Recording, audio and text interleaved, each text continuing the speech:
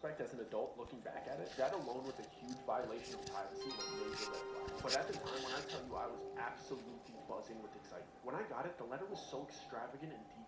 It was gold with black and red lettering that read something like, "Your talents have been noted, your name has been endorsed," and I'll never forget this part. "The dreams you have been chasing are a night away through the seventh heaven." And the address was a beautiful home in Laurel Canyon that was set to happen that weekend. It also noted to not be a minute late and not to expect to leave.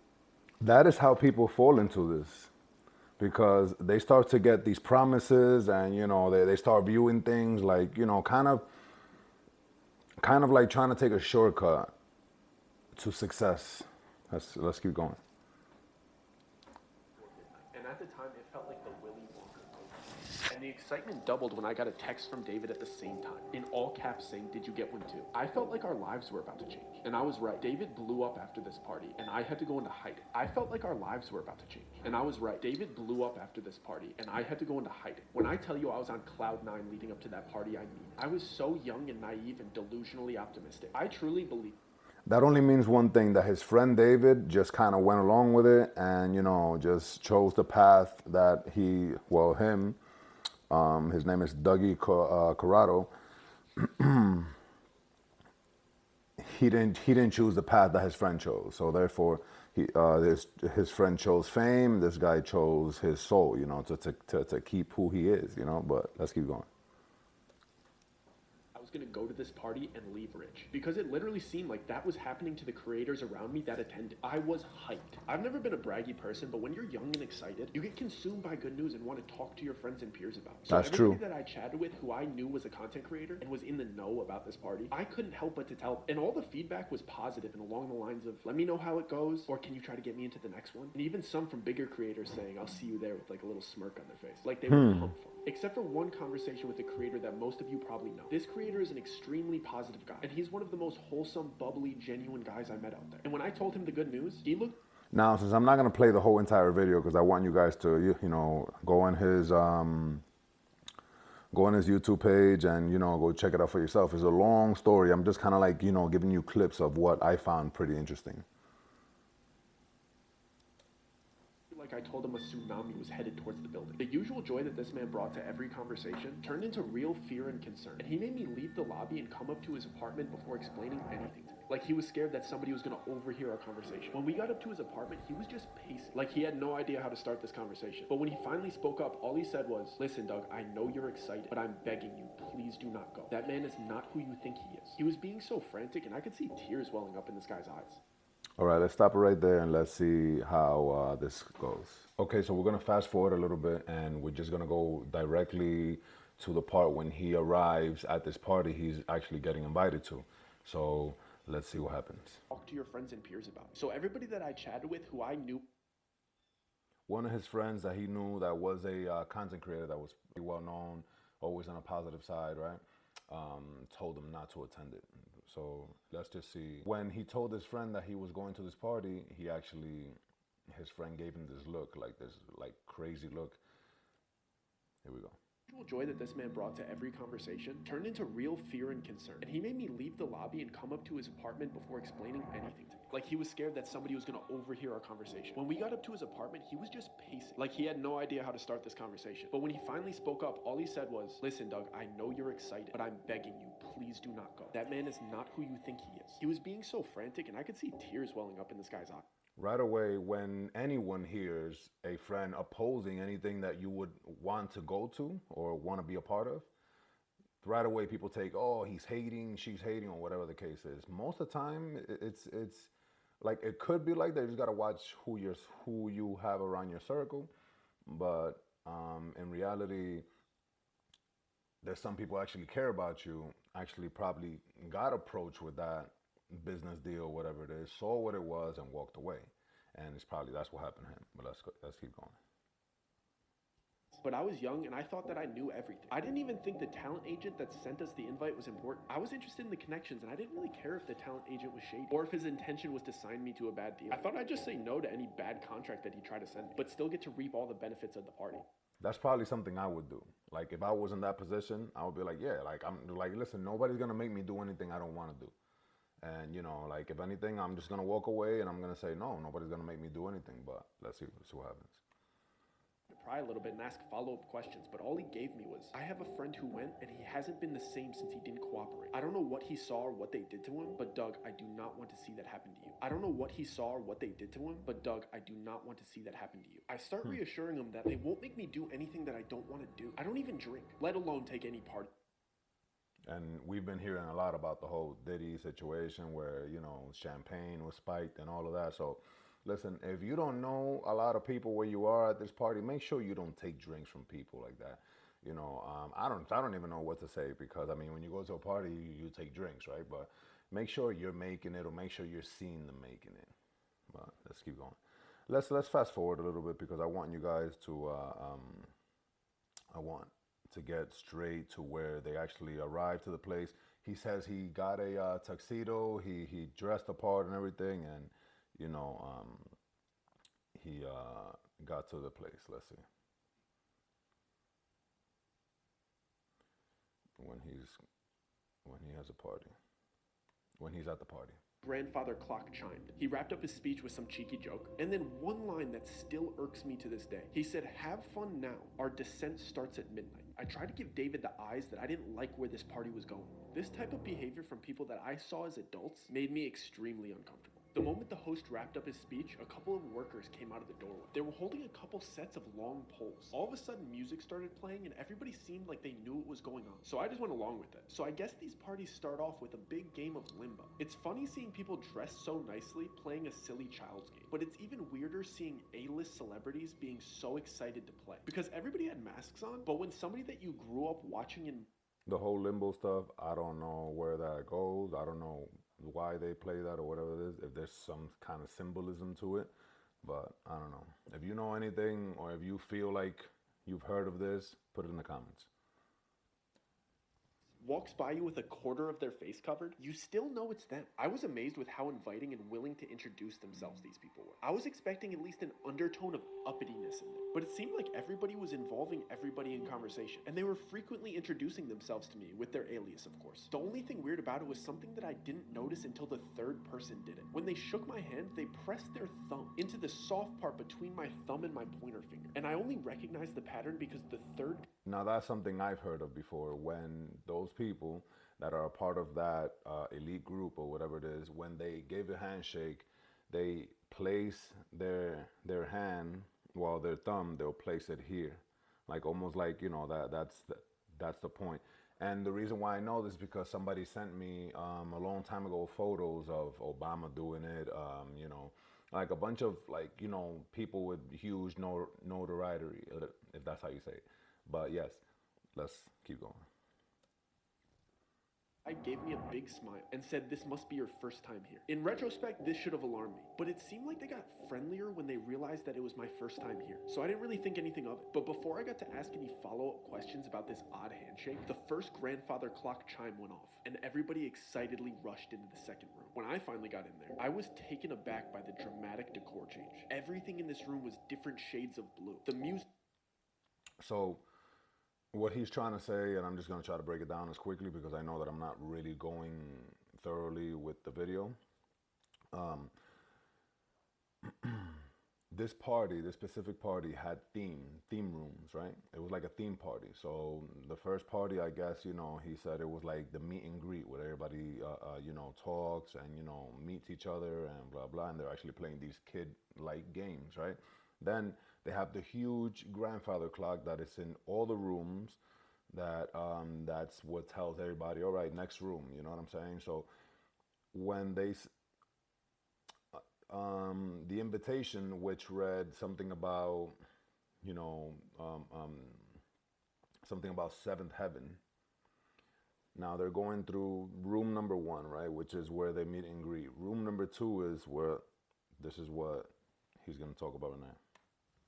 Romantic, and all the furniture was cabana beds and love seats. I stood there for a second trying to realize Cabana what was different, beds. but I couldn't put my finger on it until some girl walked by and caressed my shoulder in a really flirty manner. The decor changed, but the way everybody was acting was drastically different. Before, everybody seemed to be outgoing and inviting and friendly, but the second they stepped foot into this room, they became touchy, flirty, and suggestive. I was only 19 at the time, so this time... Like almost as if like the vibe just changed as soon as they hit that room. That's pretty creepy. Behavior from people that I saw as adults made me extremely uncomfortable, especially when I saw that the cabana beds had curtains that you could close for privacy. And I realized that these people weren't just being suggestive, they meant it. I tried to give David the eyes that I didn't like where this party was going, but he seemed to be really enjoying the female attention, so I was on my own. I basically stayed in perpetual motion and walked laps until the next chime went off, so I didn't have to sit next to anybody for too long and let them. There's people like that they just get hooked on to whatever's going on, and they just kind of like, just forget about everything, and all logical sense just goes out the window. Once they have that kitty around, forget about it. Or a bunch of kitties around, forget about it. Comfortable. The clock finally went off and everybody rushed to the next room immediately. The weirdest part was the people that were in the private sections didn't even bother redressing except for the mask. I was in no rush to get to the next room, but I could see into it over the crowd of everybody's head. The walls were bright orange, but the smells that were wafting in from that room were amazing. And when I finally got in there, it was like the Hogwarts.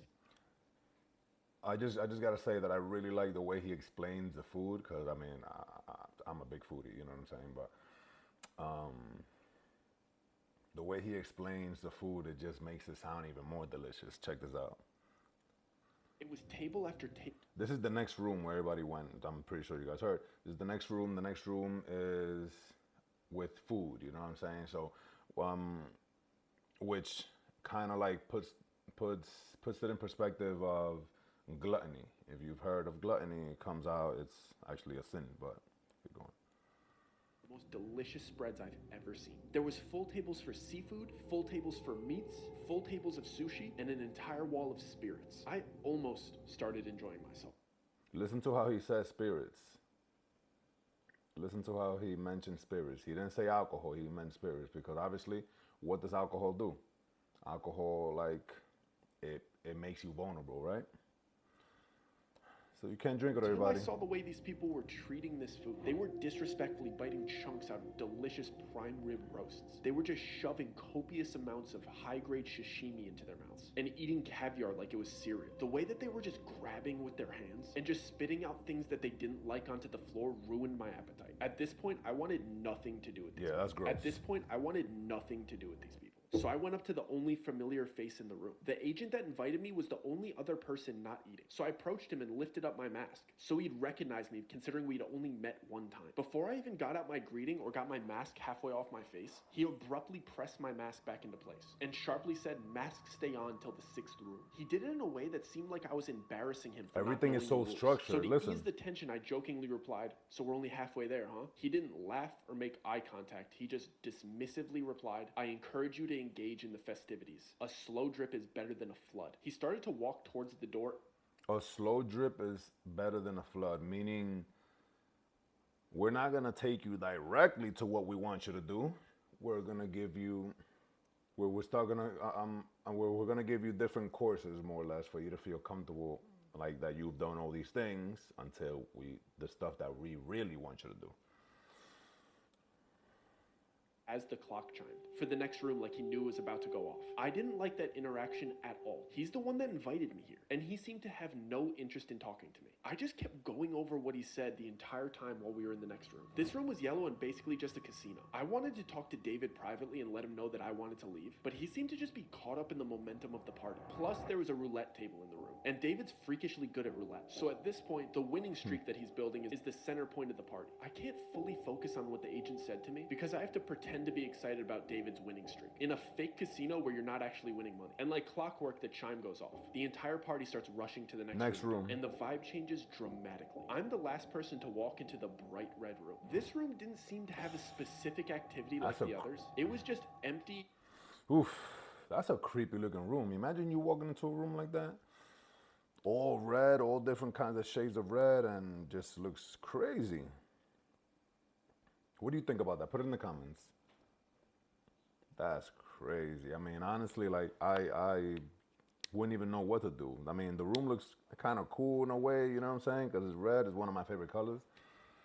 But damn, that just, I don't know, like that whatever that stand is right there just doesn't look good. I mean, I'm not saying this was the exact room, but this is how he pictured it, he envisioned it, and he's trying to tell us how it is. Let's see what happens in this room.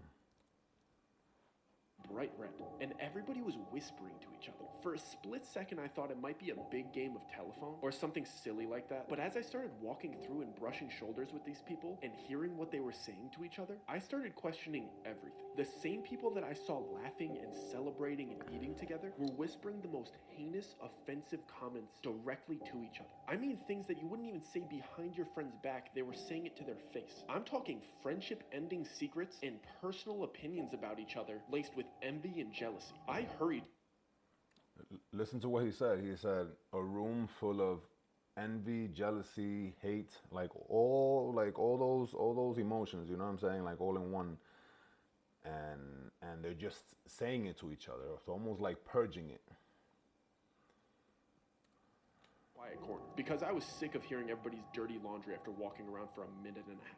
And it all clicked. I knew exactly what this party was. I see the host ask the first person in line a question before having them repeat something that he said. When I tell you I am done with this party, I am absolutely not doing that. All the dots start connecting in my head while everybody's being horrible to each other around me. I'm trying to recap the whole night and remember the order of each room to solidify my suspicions. But the chime for the next room goes off. This time, everybody gets eerily quiet and calm, like they got all of their venom out. The host of the party announces for all of the newcomers to come to the front. All of the attendees form a single file line in front of the next room's door. There's about 10 other newcomers in front of me and David, and the agent that invited us is standing to the left of the door, and the host of the party is standing to the right. The host has a pile of books on the table next to him. I see the host ask the first person in line a question, and then grab a book based on his answer. He would present the book to the person and place a diamond-shaped metal symbol on top of it. Before... Okay, I'm gonna stop it right there. I want you guys to check it out. Check out his YouTube. It's Dougie Corrado. I'm gonna put the link in the description so you guys can check it out. I'm not gonna tell you the whole entire story. There's about another 15 minutes or so left where he gets in real detail about what happened, which is crazy. I stopped at the part that's just like one of the craziest parts for me, I mean, at least. But check it out, watch it.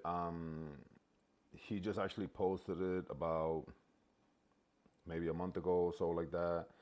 So with the whole thing of Ryan Garcia and everything that's been going on, I guess it's becoming more of a popular subject now. What it seems to be is like, and kind of like what people portray or say that the Illuminati party is, you know, kind of like a Diddy party, more or less, you know what I'm saying? So, I don't know. Listen, guys, thank you so much for watching. If you stayed watching the whole thing, just, you know, I appreciate you. Thank you. I'm going to be making more reaction videos to a lot of the videos that I watch. I don't really watch Netflix. I'm more of a YouTube kind of guy. This is the reason why I think it just makes more sense for me to just review things that I watch on YouTube and just, you know, show them to you guys. Anyhow, I hope you have a great day. Stay blessed. Later.